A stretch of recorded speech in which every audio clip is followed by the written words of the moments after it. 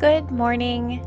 My name is Taryn, and thank you so much for stopping by my channel, Nicole Flower House. 1 year ago, I set out to build an amazing raised bed cut flower garden so I could learn how to create sustainable floral designs using my own homegrown blooms.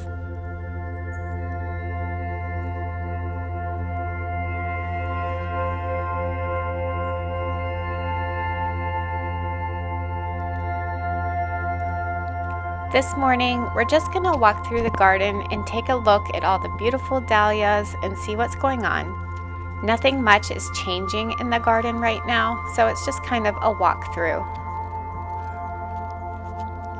There won't be a lot of changes in the garden until spring.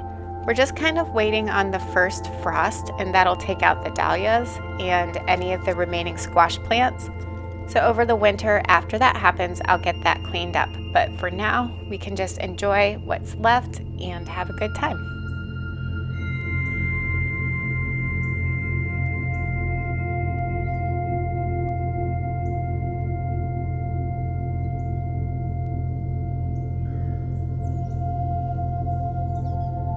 These chrysanthemums have a lot of buds on them though, so I should get a bloom on these if it comes before the frost. We'll see.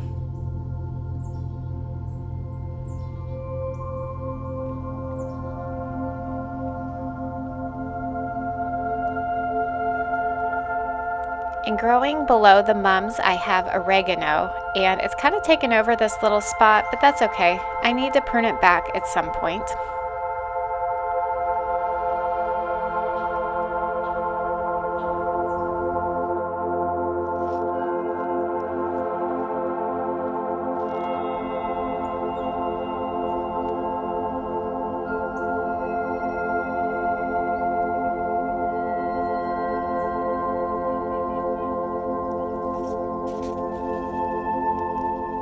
All the marigolds I have planted are continuing to thrive and just push out new blooms every day.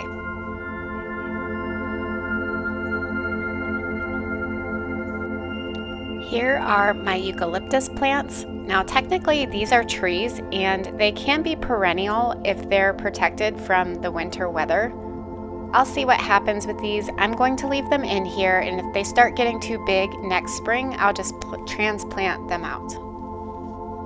Now also buried in this perennial bed is a rosemary plant, so I'm going to have to do some work on the mums and get those tied up so that that plant can still survive.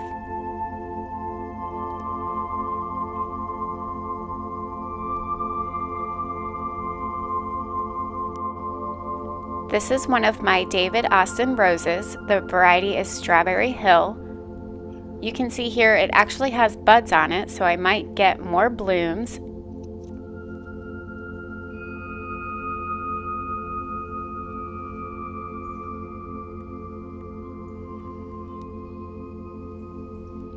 All this red foliage at the top here is new growth, so this plant is still going.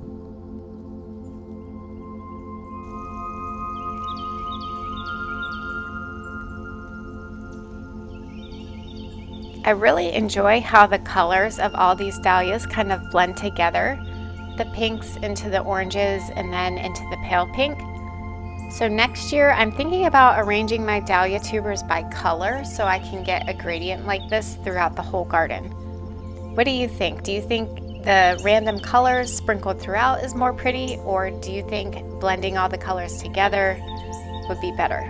Let me know in the comments below.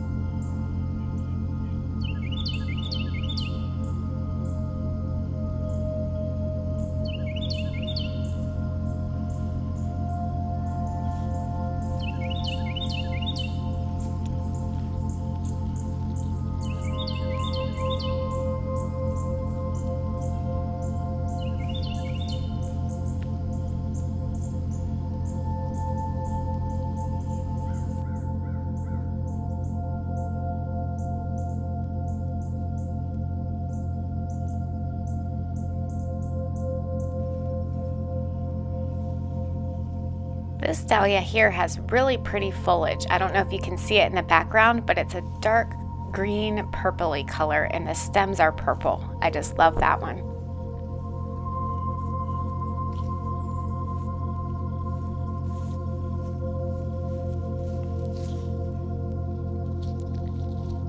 This variety has really pretty coloration as well. It's cream in the center and fades to that pale pink around the edges.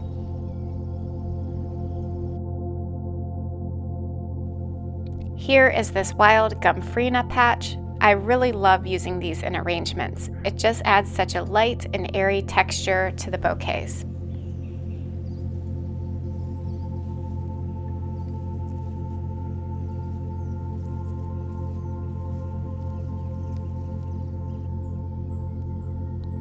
The foliage down at the bottom has turned such a pretty orange color on the celosia with the fall temperatures.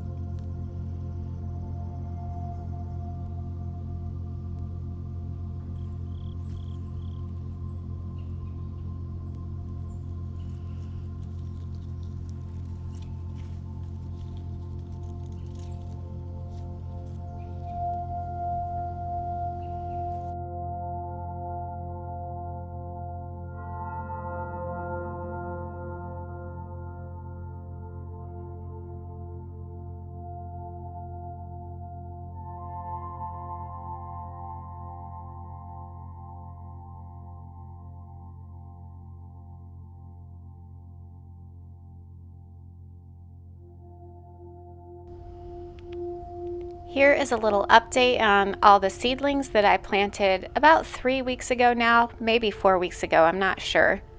They're looking okay, they're just very small, so at best I'll probably get some overwintering of these plants in an early spring flush. Otherwise, it was an experiment that just didn't work. The calendula here look really good though. Maybe we'll get some calendula later on.